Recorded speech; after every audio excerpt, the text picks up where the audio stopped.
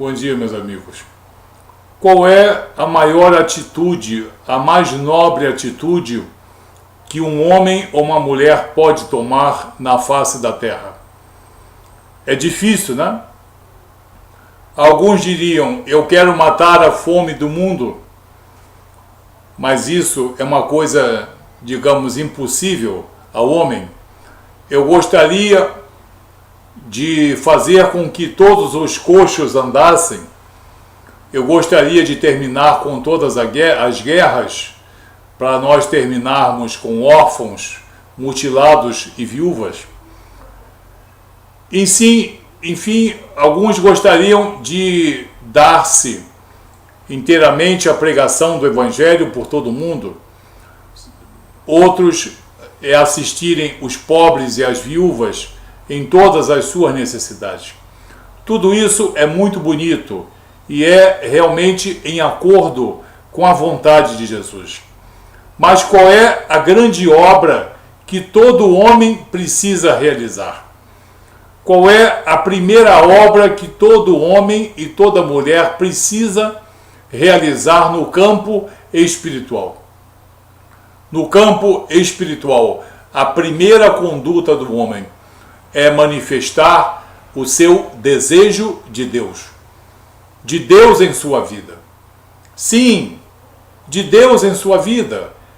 Quando o homem ou quando uma mulher, muitas vezes em situação pecaminosa, de algum modo atendem ao chamado de Jesus e, portanto, cobiçam um relacionamento com Deus, essa é a primeira grande obra que todo homem pode fazer. E não é preciso milhões de dólares, e não é preciso mobilizar 1 milhão de pessoas, é apenas você e Deus. Mais especificamente, você e Jesus, ou então nos dias de hoje, você e o Espírito Santo de Deus. A maior obra, o maior mérito de um homem ou de uma mulher, sob o ponto de vista bíblico e sob o ponto de vista teológico cristão, é ele manifestar o seu desejo de estar com Deus, de que Deus atue em sua vida e de que Deus venha a direcionar a sua vida e que Deus venha a transformar todo o seu ser e que todo o seu ser transformado seja direcionado para honrar e glorificar o nome do Filho de Deus, Jesus Cristo. Muitas pessoas diriam, não, distribuir 1000 marmitas todos os dias seria uma grande obra. Muito bem, distribuir nas regiões mais frias do sul do país 1000 agasalhos todos os dias, aviar uma centena de receitas. Muito bem, ninguém está condenando isso, mas no campo espiritual, no campo mais elevado espiritual, dentro da sabedoria que Deus nos concede, dentro da sabedoria da palavra e do Espírito Santo, o maior desejo do homem, o primeiro desejo do homem precisa ser uma reconciliação com Deus, uma dependência de Deus, um andar com Deus. Sem isso, não existem boas obras. Sem isso, só existe a jactância do homem. Jesus mostra isso muito bem quando, no Evangelho de Marcos, ele fala sobre o grande mandamento. E agora as pessoas, mesmo que tenham discordado até esse momento, vão passar a concordar. Ou pelo menos vão passar a ter um outro entendimento da vontade de Deus.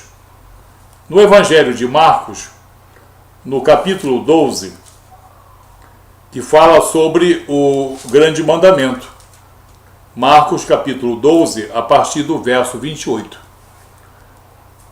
Chegando um dos escribas, tendo ouvido a discussão entre eles, vendo como Jesus lhes houvera respondido, bem perguntou-lhe: qual é o princípio de todos os mandamentos? Qual é o princípio de todos os mandamentos? Respondeu Jesus: o principal é: ouve, ó Israel, o Senhor, nosso Deus e único Senhor. O nosso Deus e único Senhor. Amarás, pois, o Senhor teu Deus de todo o teu coração, de toda a tua alma, de todo o teu entendimento e de toda a tua força. Esse é o primeiro mandamento, o principal. Agora vem o segundo no verso 31. O segundo segundo lugar. Amarás o teu próximo como a ti mesmo. Não há outro mandamento maior do que estes. Não há outro mandamento maior do que estes, ou estes dois. Então, Jesus é bastante claro. Qualquer entendedor vai compreender exatamente duas dimensões diferentes desse grande mandamento. Dois aspectos completamente diferentes desses dois mandamentos. Jesus diz: por maiores e mais apreciáveis que sejam as obras dos homens e os seus méritos, por mais que você possa fazer ao teu próximo, antes de tudo, submete-te a Deus. Isso é cristianismo. A primeira manifestação legítima de amor do homem. A primeira manifestação legítima de um amor sem questionamentos. É o amor e a reverência do homem para com Deus. Esse é o ensinamento de Jesus. Essa é a vontade de Jesus. Que nós olhemos antes para Deus. Reconheçamos o seu senhorio, a sua deidade. Reconheçamos a necessidade de amá-lo e sermos amados por ele. E quando é que nós cumprimos esse amor com Deus? Já que nós somos carne e Deus é espírito puro, de que maneira nós vamos amar a Deus? Amando ao seu Filho amado Jesus Cristo, respeitando a integridade da sua personalidade, como Salvador, como soberano e como Senhor. Muitas pessoas negam a Jesus como soberano, estão assim corrompendo a parte primeira do grande mandamento. Um segundo exemplo: prestigiar as Escrituras, a Bíblia, o Evangelho, os ensinamentos dos profetas, dos apóstolos e do próprio Jesus. Quando uma pessoa escarnece do Evangelho, debocha da Bíblia e fica preocupada só em mostrar os pressupostos 20.000, 400.000 erros e fica entusiasmado pesquisando dia e noite em que a Bíblia possa ter errado, esse não tem o amor por Deus. E todas as suas obras secundariamente serão obras mortas, serão obras ilegítimas. Uma outra maneira de nós amarmos a Deus, amarmos a integridade do caráter de Deus. Nós vivemos sob a égide de um Deus da triunidade. E a presença do Espírito Santo de Deus, como pessoa, compreendermos, aceitarmos e entendermos a pessoa do Espírito Santo é uma condição sine qua non para nós cumprirmos a primeira fase do grande mandamento. todo aquele que escarnece do Espírito Santo de Deus, todo aquele que debocha rotineiramente do Espírito Santo de Deus e tenta transformar uma pessoa celestial numa pessoa, digamos, que foi um espírito desencarnado, e fazem questão de escrever com letra minúscula um Espírito Santo para assim mostrar e publicar a sua afronta a Deus, esses não estão cumprindo o grande mandamento. Aqueles que escarnecem dos profetas, eu já ouvi muita gente dizer que os profetas eram maltrapilhos mal assessorados. Imagine você na condição de Deus, ouvindo que seus profetas, como Isaías, Daniel e outros, são chamados de maltrapilhos mal assessorados. Então, nós vemos assim alguns exemplos. Outro, por exemplo, Jesus como autor e consumador da nossa salvação, que é uma coisa propiciada por Deus. Quando nós negamos a salvação da raça humana pelos merecimentos de um Salvador, quando nós substituímos a verdade pela mentira, e quando nós preconizamos que o homem é salvo pelas suas obras e pelos seus méritos, e não pelas obras perfeitas de Jesus, nós estamos agredindo e não cumprindo o primeiro mandamento. Assim, muitas pessoas querem esmerar-se em fazer perante os homens e fazer perante Deus grandes obras. Grandes obras. Eu vou mostrar a vocês que eu estou em processo evolutivo inexorável, e o meu conhecimento e a minha virtude serão conhecidas no céu e na terra, pela minha evolução e pelo meu livre arbítrio. Eu vou legitimar-me perante Deus com os meus méritos e com as minhas obras. Esse homem já está fragilizado completamente perante Deus e está chamando maldição para a sua vida. A única maneira de nós começarmos uma vida espiritual, a única maneira de nós nos reconciliarmos com Deus, a única maneira de nós sermos aceitos como espíritos perante o Espírito de Deus, é nós cumprirmos as diversas etapas do primeiro mandamento, do primeiro segmento do primeiro mandamento estipulado por Jesus. E se é estipulado por Jesus, não é de acordo com a vontade dele, é de acordo com a vontade dele e com a vontade de Deus Pai. Então, nenhum homem ou mulher na face da terra, quais sejam as suas obras, quais sejam os seus méritos, tem nenhuma legitimidade no campo espiritual perante Deus, senão atentar primeiramente para o primeiro segmento, para a parte primeira do grande mandamento.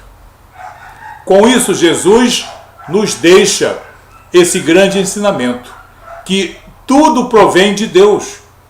O primeiro passo foi dado por Deus que nos buscou. E o nosso primeiro passo tem que ser buscar a dependência de Deus, a soberania de Deus em nossas vidas, a capacitação de Deus em nossas vidas. Muitas pessoas querem capacitar-se perante Deus sozinhos, na chamada doutrina do eu sozinho. A doutrina do eu sozinho posso, eu sozinho perdoo, eu sozinho legitimizo, eu sozinho, enfim, sou capaz de todas as coisas, porque me foi ensinado assim, e foi ensinado errado. Então, o primeiro passo legítimo, autêntico, acima de qualquer suspeita, é quando o homem confessa, não apenas de boca, mas de disposição de coração: Jesus, eu necessito da tua soberania na minha vida. Eu necessito da tua intervenção na minha vida.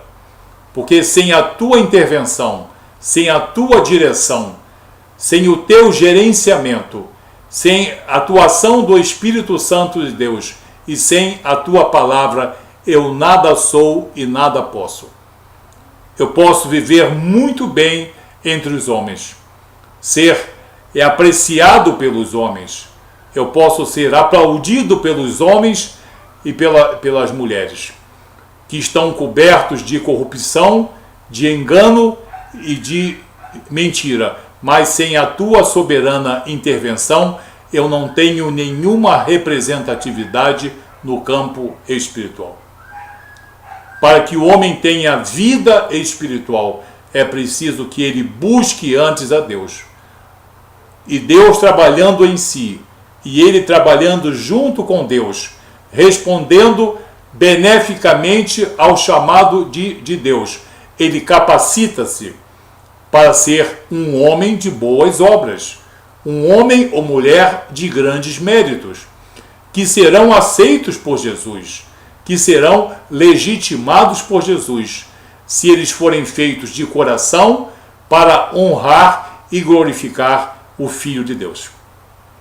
Nada do que o homem diga ou faça para honrar a si próprio ou para honrar o homem tem nenhum valor no campo espiritual. Então, Jesus exige isso. Em primeiro lugar, cumpram a primeira fase do grande mandamento. Respeitem a condição da triunidade santa, a personalidade de Jesus como soberano e mestre. Respeitem a palavra revelada. Respeitem os profetas e os apóstolos. Aceitem a salvação pela graça mediante a fé. A salvação pelos merecimentos de um Salvador e não uma salvação pelos vossos pressupostos méritos. Então Jesus é bem claro. Quem quiser ler e meditar, essa parte é muito importante para a compreensão da própria doutrina de salvação, do nosso aprimoramento espiritual e para que nós não caiamos cativos de doutrinas de homens que são sempre doutrina de engano. Doutrina que vem de homem é sempre doutrina de engano. Seja francês, alemão, brasileiro, seja do século XIX ou do século XXI. Não importa. Doutrina de homem só contém engano. Ok? Então examine Marcos capítulo 12, a partir do verso 28, que você terá um grande manancial de conhecimento, de vida espiritual e de conhecimento da vontade de Deus para nossas vidas por intermédio de Jesus. Amém? Tenha um dia abençoado em nome de Jesus. Até o próximo vídeo. Muito obrigado.